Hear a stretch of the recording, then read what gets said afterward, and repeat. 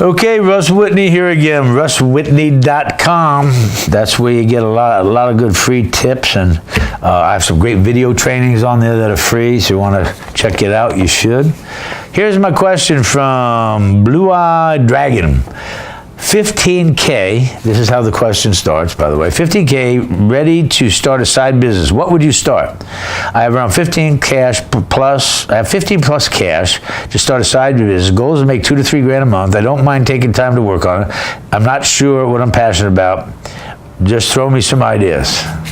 Well, I think this is not going to be the answer you're looking for, but I think you're going to like it.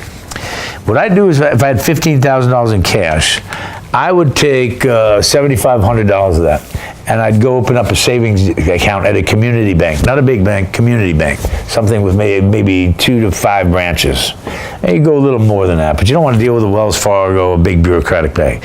I'd open up a savings account, and then 30 days later, I'd go back to that bank and I'd say, I'd like to take a secured line of credit on my $7,500. What they're going to do is they're going to put a lien on your $7,500, so you can't withdraw that, but they'll lend you $7,500. That's 100% secured, just like a debit card. Take that $7,500 and go open up another account at another community bank.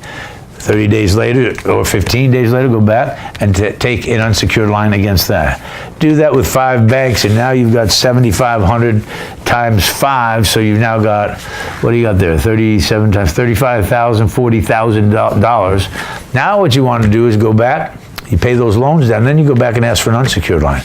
Now what you have is $35,000 or $40,000, plus you still have your $15,000. So start developing some unsecured lines of credit. Now you don't have 15 grand to work with, you have 50,000 to work with. I hope that makes some sense to you. That's one of a dozen ways to take cash that you have and make it grow without buying a business or spending. Then what I would do if I was you is I would get some training on real estate investing, because you can go with cosmetically distressed seller financed properties with 10% down payments that have positive cash flow and recurring revenue. For more information on that, just go to our mini-series on russwhitney.com. Hope that answers your question.